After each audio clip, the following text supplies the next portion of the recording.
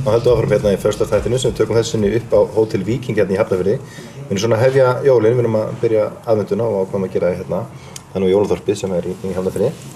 Núna ætlum við að fara að tala jólagjöfin í ár. Það er ég að vona. Velkomna til okkar. Takk fyrir það. Sóley, þetta eru snyrtivörur, þetta eru handkrem, þetta eru alls konar sem þú ert að búa til eða hvað? Já, ég byrjaði 2007 hérna heima hjá mér í brekkunni beint fyrir ofan hérna á Suðurgötunni. Á því að sjóða smyrsl í pottum og hérna þetta er svona gömul fjölskyldu hefð að nota jurtir sér til lækninga og næringar. Og í raun og veru svo 2009 þá leiddist ég einhvern veginn, eða fyrr leiddist ég út í snyrtivöru framleiðsluna og fyrir akkurat 5 árum síðan lansaði ég snyrtivörulínunni. Og núna í dag er ég að lansa nýri línu sem heitir Birta Lift & Glow sem er svona anti-aging vörulína sem er auggel og serum og krem og sem Sigríður Þór er búin að vera að vinna með mér og hanna í þessum glæsilegu umbúðum. Og en þetta eru krem og þau eru framleidd fyrir norðan á Grenivík og við erum rosalega stolt af því að vera að vinna á Grenivík þar sem við erum að fá vatnið úr Kaldbaki sem er sögð vera ein af orkustöðum Íslands og þú veist og við erum stolt af því að vera með hreina íslenska vöru sem er framleidd alveg frá A til Ö á Íslandi og sem er með lífræna vottun og algjöra gæðavottun. Þannig að þú byrjar bara í pottunum heimið þaður með allt sem þú fannst í garðinum? Já, eða í hamrinum. Já, og hvað gerir svo? Ferðu að leita þér meira upplýsingar frá það? Lærir þetta eða hvað? Sko, nei, ég fór ekki og lærði þetta. Ég bara er á svona grasa fólki og vissi hvað, ég var með ákveðnar 4 jurtategundir sem ég setti í smyrslin mín og út frá því fer ég að þróa snyrtivörulínu og reynir upphaflega hugmyndin var að smyrslin hafa reynst vel við svona psoriasis og bruna og svona vandamál í húð að það voru svo margir með psoriasis í hársverði að það var að reyna að koma jurtunum í sjampó en samt sem áður umhverfisvæn sjampó, ekki bara kaupa eitthvað sodium lauryl sulfate sjampó og bæta jurtunum út í en þannig að ég gæti búið til umhverfisvæn sjampó og í raun og veru þannig leiddist ég út í snyrtivöruframleiðsluna en hugmyndin var alltaf að fara meira út í grasalækningar en sem varð ekki að því að þú veist, þar er taugin, ég hef í raun og veru ekkert vit á snyrtivöru ég hef vit á næringu og það er bara út af áhugasviðinu og hugmyndin á bakvið vörumerkið er að það sem hún situr á húðinu er fæða fyrir húðina. Það skiptir máli að því að þú veist, það sem hún situr á húðinu fer 60% inn í kerfið þitt. Og það skiptir máli hvað þú notar, að nota ekki paraben og ilmefni og peka-efni og allt þetta dót. Þannig að í raun og veru eru vörurnar okkar ætar.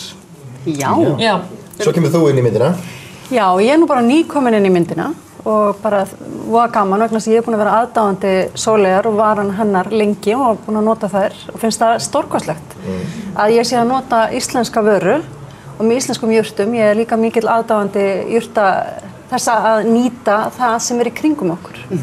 Þannig að mér finnst þetta bara rosalega gaman og gaman í dag að vera að kynna þessa nýju vörulínu fyrir konur á besta aldri. Já, 35+, leikföng, af því að við erum með svona merki, það er 35+, það er leikföng, það er 7+, skiljið kumpar, það er 35+. Það er leikföng fyrir konur 30 ára og eldri. Er það markkópurinn?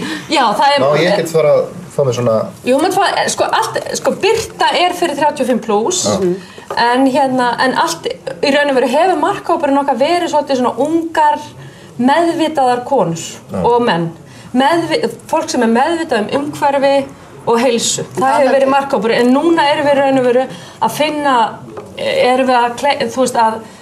að eima svolítið á eldri hópina því íslenskar konur sem eru á mínum aldri sem eru komnar yfir 35 á okkar aldri þær hafa ekki beint verið meðvitaðar að nota umhverfisvænar snyrtivörur sem eru organic og þær hafa ekkert verið að pæla í þú veist hvort við séum með paraben eða hvernig þetta þú veist hvernig sápurnar og það frásogast eða sogast aftur út í sjóinn og þess háttar en við erum að reyna að breyta því.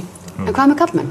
Eru þeir eitthvað að... Jú, við erum með, þú veist, við kallum þetta vöru fyrir meðvitaða karlmenn og við komum með eina vöru sem heitir Birkir og það er sápa svona sturtusápa sem Uppáhaldi mitt reyndar. Já, og ég reyndi að nota það líka og svo erum við með krem sem heitir Dögg og það er líka eimað á kallmenn en græðir sem svona alhliða vara, hún bæði fyrir, hún náttúrulega bara fyrir alla og þeir sem fara að nota hana, til dæmis veiðimenn nota þetta mjög mikið á mýflugnabit og þess aftur græður. En skiptir það yfirleitt einhverju máli?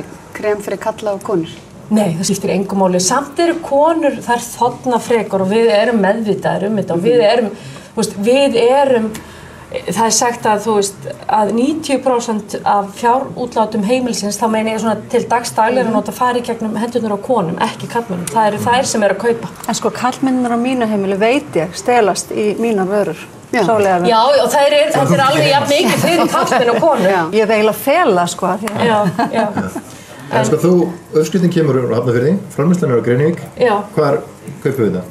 Til dæmis, það getur keypt þetta í öllum heilsubúðum á landinu, Hagkaup, Fríhöfninni, svona flottum hönnunarbúðum eins og Mýrinni. Og ekkert mál að koma þessum vörum að inn í til dæmis þessar stóru keðjur? Ekki varan góð og það hefur sýnt sig að okkar vörur að seljast mjög vel. Og það eftirspurn eftir vörunum. Það náttúrulega leiðin. Ef það eftirspurn, þá vilja búðirnar taka vörurnar og við erum komin út allan heim með vörurnar. Og þá líka svona ákveðin gæðastimpill að komast þar inn. Allan heim? Já, við erum að selja vörurnar í Singapúr, Kóreu, Rússlandi, Noregi. Við erum stærsti markaðurinn í Noregi. Við erum í 100 búðum í Noregi. En svo erum við bara svona, en maður má segja allan heim, en við erum bara með eina búð í Singapúr og eina búð í Kóreu og 2 í Ameríku og... Enga síður, þetta náttúrulega yndislegt að heyra þegar það svona mikið frumkvæði og orka í einhverjum bara upp í klettunum, í jurtunum og allt í einu þetta hlýtur að vera svolítið stolt og ánægð þegar þú finnir hvernig þetta að breiðast út. Jú, sannarlega ég það. Ég bara leikkonament og einhvern veginn bara ákvað þarna árið 2007 að hætta að ströggla í því þegar ég var fertug, þá fannst mér vera komin tími til að einhvern veginn að söðla og já, þannig ég er mjög stolt af þessu. Ég byrjaði bara part-time með, á því að tína jurtirnar einhvers staðar út í hrauni og svo ég komin með lífrænt land sem ég tína og það framleiðslan vottuð skiljið þannig að þetta eru náttúrulega afvegaleitt störf í sambandi við þetta fyrirtæki orðin fjölmörg og ég meina og til dæmis á Grenivík þeir eru náttúrulega Farm Arctic ekki bara að vinna fyrir mig en það eru held ég í þessu litla fallega þorpi og þessu dásamlega þorpi það svo góð stemning á Grenivík ég elska Grenivík og það vinna held ég það vinna 4 eða 5 í þessari verksmiðju í þessu 300 manna þorpi. Nákvæmlega. Þetta alveg merkilegt. Og þeir eru með þessa, og þetta eina lyfjaverksmiðjan á landinu sem með þessa GMO-vottun sem með svona allar nauðslegustu vottanir til þess að framleiða lyf og svo eru þeir líka með þessa túnvottun sem lífræna vottunin okkar. Nákvæmlega. Þetta svo vottað. Þetta svo vottað. Það mætti halda að það var einmitt vottað í hópa. Yndislegt að fá ykkur. Soleorganics.com eða viljið fræðast nánar þetta og finna jólagjöfina í ár. Takk fyrir. Takk fyrir komuna. Við erum þessi í skóin hjá konunni sinni. Allir ekki að koma og nenni ekki að koma í partí í kvöld. Ég ætla fyrst að prófa ábyrðin sko. Prófa ábyrðin, en það partí í kvöld. Þú ekkert að kveðja það? Jó, þetta kveðja, við ætlum að fara yfir næsta kvöld. Takk fyrir komuna, ég ætla að prófa. Takk sem við leiðis.